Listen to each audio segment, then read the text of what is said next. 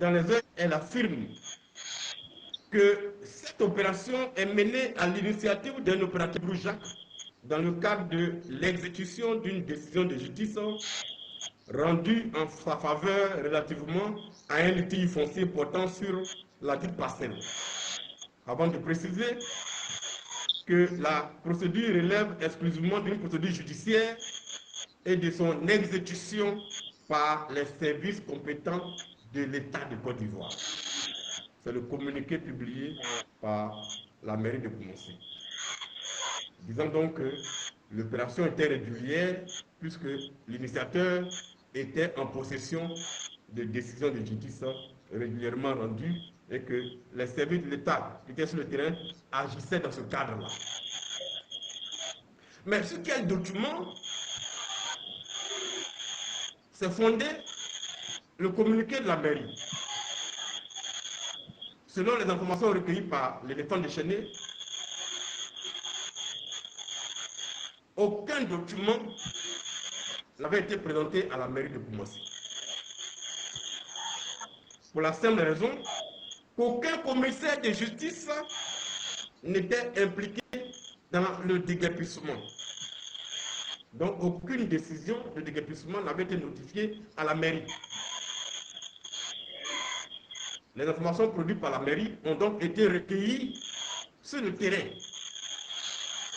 auprès de Monti. Pour comprendre toute cette histoire, l'éléphant déchaîné a approché la mairie de Koumassi, à la fois physiquement et par écrit, pour que la mairie nous explique quels sont les documents qui ont fondé son communiqué. Le 11 juin, les courriers ont été adressés à la mairie. La mairie de Koumassi n'a pas répondu aux questions de l'éléphant déchaîné. Mais l'éléphant déchaîné a découvert que quelques jours plus tard, le secrétaire général de la mairie de Koumassi a été relevé de ses fonctions et remplacé par Dame Sanogo, qui a pris fonction le 1er juillet dernier. Donc le SG a été remplacé à la mairie de Koumassi. Alors que l'éléphant déchaîné entendait aussi également l'interroger. Donc voilà ce qui concerne le juge de déguerpissement. L'activisme remarquable du district d'Abidjan. Le 3 juin, selon plusieurs témoins, dont des victimes de l'opération, rencontrées et interrogées par l'éléphant déchaîné, et à la suite d'une rencontre entre l'éléphant déchaîné et la chefferie centrale de Koumassi Campement, au bureau de cette chefferie, les informations recueillies ont démontré que le district d'Abidjan était sur le site le jour du déguerpissement, à travers plusieurs responsables, dont les responsables du service technique et le directeur du cabinet du district d'Abidjan. L'opération de déguerpissement a été supervisée par les services techniques de la mairie de Koumassi,